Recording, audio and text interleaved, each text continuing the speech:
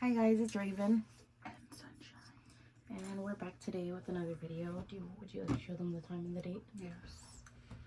It's 11:40 and it's January 12th. February 12th. She's stuck in January. And I don't want y'all to think that I'm big. She just got a head start. No, I got one. Literally, quit trying to lie to them. Sarah, it's sunshine. Sunshine. Leave me alone. I have one Sloppy Joe, guys. I have two. And I didn't get chips because I'm trying to be a little more healthier, and she got chips. You see that dust? Girl, She's that's a lie. crumbs from the bread. Where is it? She's a lie. Girl, that's not breadcrumbs. That's from the... Yeah, that's not from the bread. But either way, excuse me because I look ghetto. Matter of fact, she's a whole ass lie. I'm sorry, guys.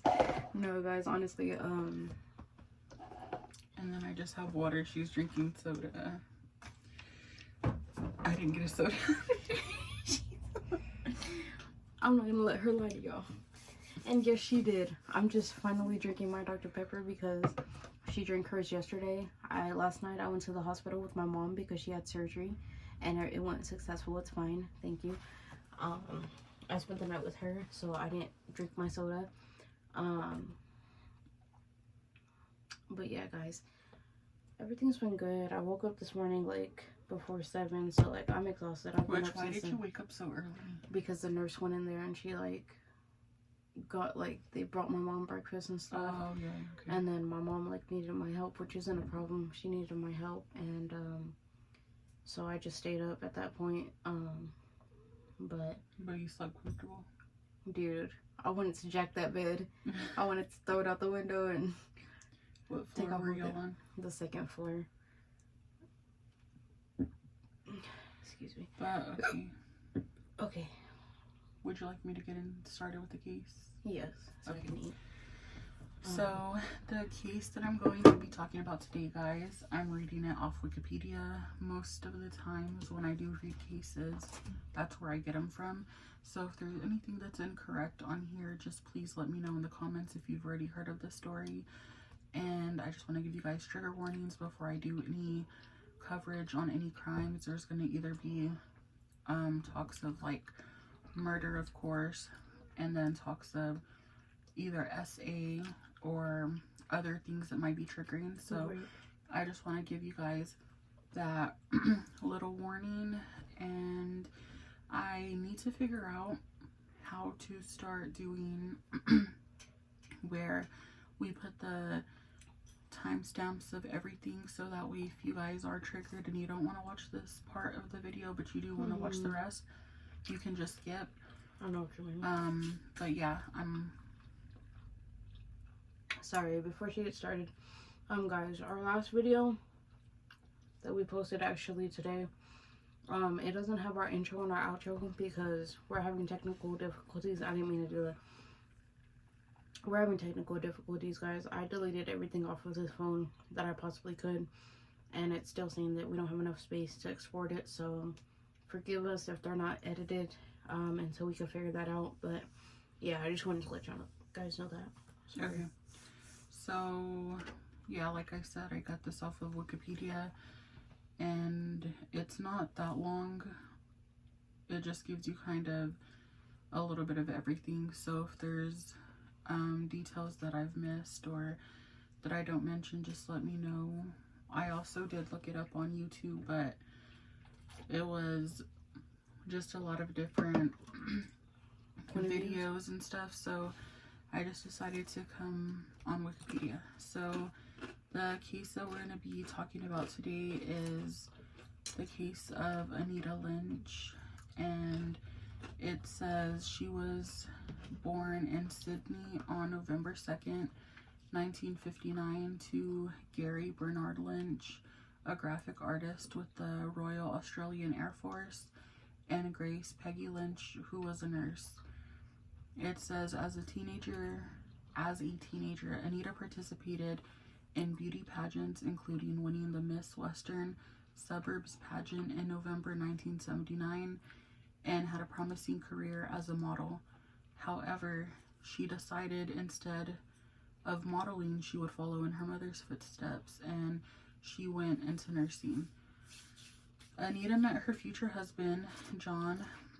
I don't know if I'm saying it right, but it's C-O-B-B-Y, so I'm going to just say Kobe, while studying for her nursing degree at Sydney Hospital. It says that they married on March 27th, 1982, and at the time of her murder in 1986, the couple had separated, and Anita was living with her parents in Blacktown. According to John, he and Anita were on good terms when she was murdered, and they had been planning to reconcile. Are you gonna fill it in? Yeah, that's fine. Okay, now it says 2 days after being reported as missing. Is she okay? Yeah. Okay.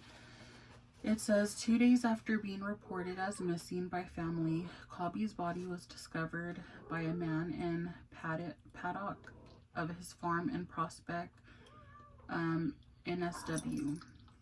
Investigations led to the arrest of 5 men who were later convicted of her abduction, her rape, and her murder. On June 10th, 1987, each were sentenced to life imprisonment without the possibility of parole on June 16th, 1987.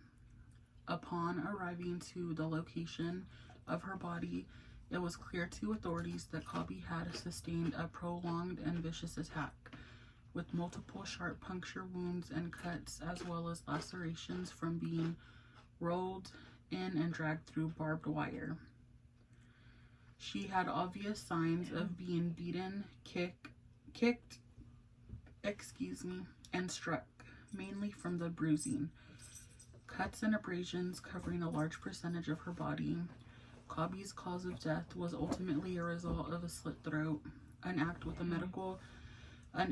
the medical examiner noted nearly decapitated her. The forensic pathologist who performed her autopsy additionally noted that Cobby was likely still conscious at the time of her throat being cut, and estimated it would have taken between 2 to 3 minutes for her to bleed to death. The murder received widespread media coverage and public condemnation, including calls to reinstate the death penalty. Now, it says Cobby worked in Sydney and commuted daily from her home in Blacktown, there's no S in there. On the day of the murder, she finished work at Sydney Hospital at 3 p.m. and met friends for dinner in nearby Redfern. Cobby then caught a train from Central Railway Station to Blacktown Station, arriving at Blacktown. It says she would usually ring her father, who would pick her up on the day of her death. She most likely decided to walk home after finding the phone to be out of order and no taxis available at the taxi rank. Aside from her killers, only 2 witnesses saw Cobby after she left the train station. Cobby was walking alone from the station along Newton Road, Blacktown, around 10 p.m. when the gang of 5 men drove up beside her and stopped their stolen white HT Holden Kingswood. So their car was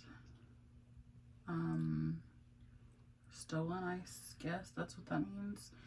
I don't know if that's a car, so that's what I'm just saying. It says their stolen white HT Holden Kingswood. But it says 2 men leapt from the car and dragged her into the vehicle as she kicked and screamed. A teenage boy, his younger sister, and his mother heard someone screaming from the street in front of their house, and had gone outside in time to see Cobby forced into the attacker's car. The boy ran across the road to help, but the car drove off before he reached it. Returning home, he telephoned the police to report what he had seen, and a few minutes later, their neighbor and his girlfriend arrived home. It says, and after being told of the abduction, drove off to search for the car. They eventually drove down Reen Road So that's the car. Yeah, it was a car. Oh, okay. It was like an old timer. Yeah. See nothing. Oh, sorry. Prospect. They eventually drove down Reed Road, known as Peter Brock Drive, Prospect, and stopped by the now empty Holden, where the man used a spotlight to search the adjacent paddock. Seeing nothing in the paddock and believing the car he was looking for was a different model, Holden then returned home. The attackers later stated that they had hidden in the long grass to avoid the spotlight and waited for the man to leave. Dang. So I'm guessing when that man went to go search, because he saw a car stop there, she was still alive. And just maybe if that guy didn't say, maybe that's not the car that I'm looking for, it could have been a possibility that she could have been alive still to this day. But I'm not blaming him because he did go looking for her, but it's just sad. Once inside the car on Newton Road, Cobby had been ordered to strip off her clothes but refused, begging her attackers to let her go and saying she was married and also menstruating. Her attackers punched Cobby repeatedly, breaking her nose and both cheekbones before forcing her to perform fellatio on all 5 men. Disgusting. The attackers then drove to a service station to purchase fuel using money stolen from Cobby's purse. Y'all are straight bums. You mean to tell me y'all stole a car and the woman's money that y'all brutally attacked and murdered? Like, y'all are just bums. I'm not laughing at the case because... How the fuck I'm sorry, I can't be cussing on here. That just pisses me off. What they did was horrible, but I'm laughing at Sunshine. It's because, like, y'all still... I know it's not something to joke about because this is sad, but, like, that's what pisses me off. Y'all can't even have y'all's own gas money. Like, y'all gotta steal a car and... Oh, poor girl, dude. So, yeah, they used the money from her purse. Cobby was then driven down Ring Road to a secluded paddock while being held down in the car, raped repeatedly, and being continually beaten by her 5 attackers. While on her cycle? Y'all are fucking disgusting. That's... They then dragged the brutally beaten Cobby into the paddock along a barbed wire fence, where they dumped her and continued to sexually and physically abuse her for some time. According to his taped confession, one of the attackers, John Travers, then became concerned that Cobby could identify them because she had seen their faces and heard their names, and convinced the other attackers to unalive her. Urged on by the others, Travers slit her throat, almost severing her head. When Cobby did not return home, her family initially thought she was staying overnight with a friend, but after learning that she failed to appear at work the next day, they reported her missing on February 3rd. On the morning of February 4th, her naked body was found in the paddock by a farmer investigating what his cows were milling around. Cobby's body was initially identified by her distinctive wedding ring, which was still on her finger when she was found. Her estranged husband John was initially suspected of her murder, but was quickly cleared. The Australian public reacted with anger upon hearing details of Cobby's murder. On the 6th of February, NSW state government posted a $50,000 reward, equivalent to $149,000 in 2022, for information leading to the capture of Cobby's killers. Also, on February 6th, morning radio host John Laws obtained a leaked copy of Cobby's autopsy report, which contained explicit details of her injuries, and read it live on the air. Both shocking and galvanizing public sentiment. In a 2016 interview with 7 News, Laws said he did it because he felt the general public ought to know. Oh. The radio host. Yeah. I was thinking something else.